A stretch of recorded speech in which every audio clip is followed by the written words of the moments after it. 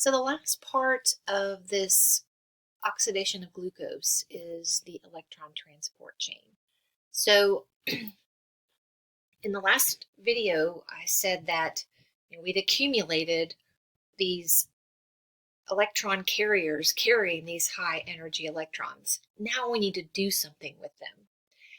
And this electron transport chain is also located in the mitochondria. So if you, just as a review, this is the mitochondria. Again, the mitochondria has two membranes, an outer membrane and an inner membrane that's kind of wavy looking. And then in between those two is a space, the intermembrane space. So this is where we're going to utilize that. So this little picture that I've started drawing is basically here. Okay, so this line right here, this top line, is the outer membrane. This is the inner membrane. So in here is the intermembrane space. Here. Out here is the cytoplasm.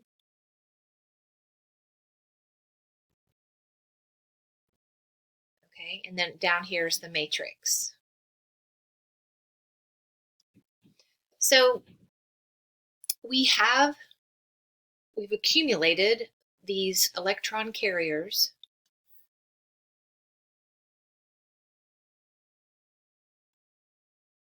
And those were the NADHs and the FADH2s, and there were 12 of them. Total between glycolysis, the transition reaction, and the Krebs cycle or the citric acid cycle. So now we can take these electrons and convert them, take their energy and make some ATP here. So what we see on here, these little blue things, are proteins that are on the inner membrane.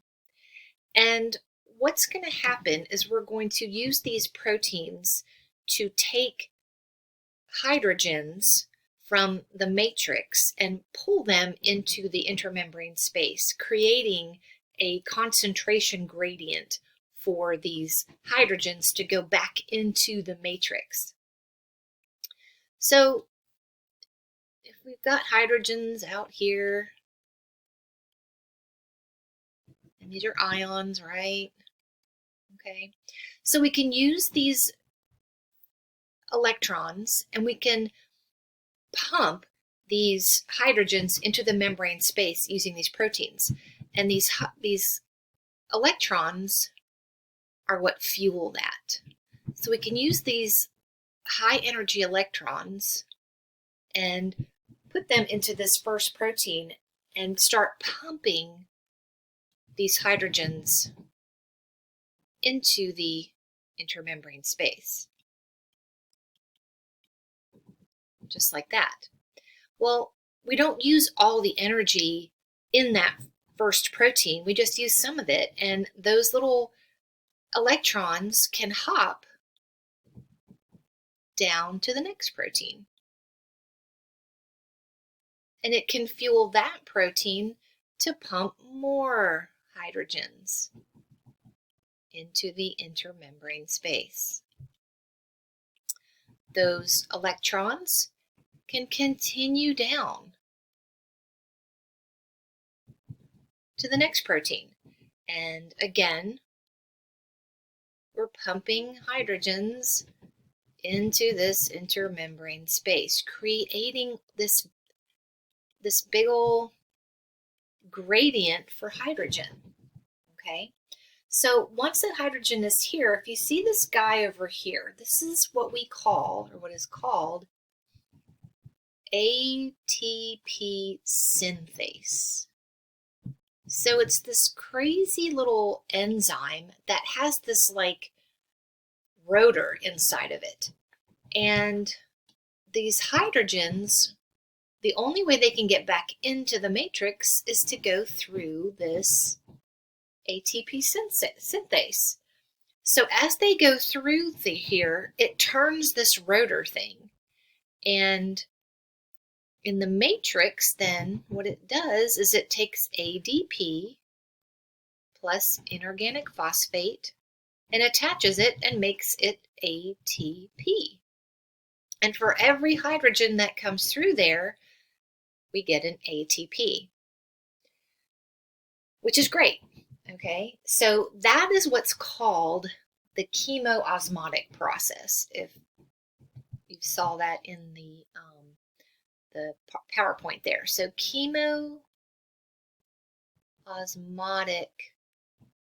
process.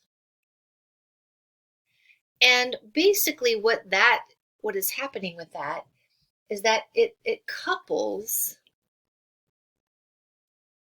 the movement of a substance or substances, and in this case it's hydrogen, and it couples that movement of those substances across the membrane to chemical reactions.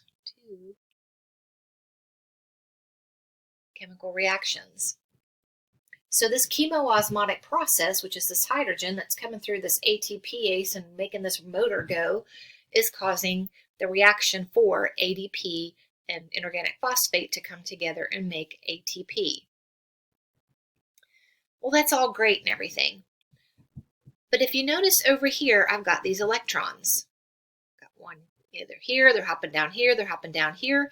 And when this one hops down to the second one, we got another electron carrier here spitting up some electrons to this one again, hydrogen moving, and then it jumps down here as this one jumps down to this one, and then another one comes up here to fuel this first protein.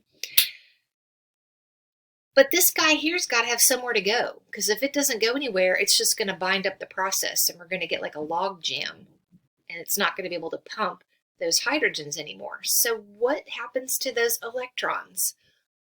Well, we've been saying on and on that this part of the oxidation of glucose, that we use oxygen. If oxygen is available, we can come and do all these things. So what do we need oxygen for? Well, this is why. So we've got oxygen here, O2, and what it does is it takes on these darn electrons. So it takes those electrons so that they can get off this third protein, and the next electrons can hop on. And what does it make? So they attach to the oxygen and we make water. So if you remember, if you look at the redox equation of the oxidation of glucose, then we know that it's glucose plus oxygen gives you carbon dioxide, which we saw that in the transition reaction and in the Krebs cycle, plus water, here's the water, plus ATP, and here's the ATP. So oxygen is what we call the final electron acceptor. So that's where we get this water that comes out from that reaction. This whole process of making ATP is called oxidative phosphorylation.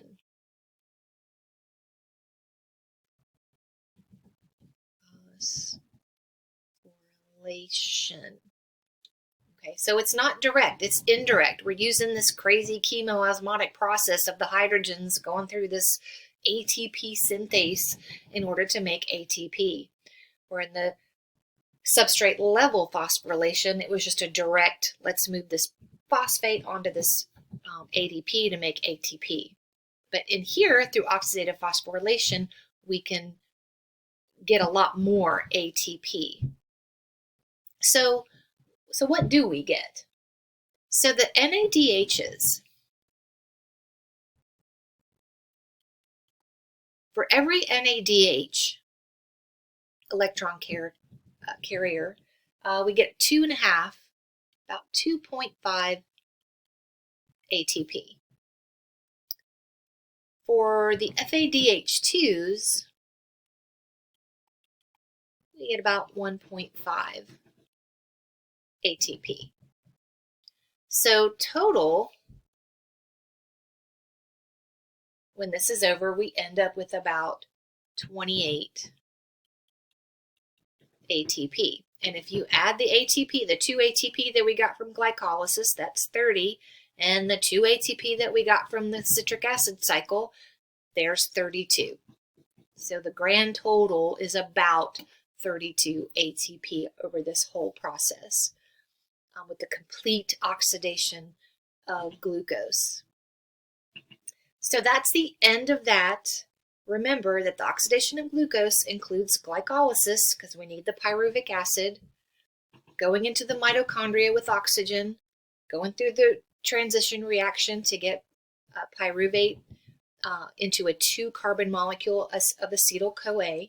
And then acetyl-CoA can go into the Krebs cycle, and then we get all these crazy electron carriers. And then we go into the electron transport chain where we can use those electrons and make more ATP.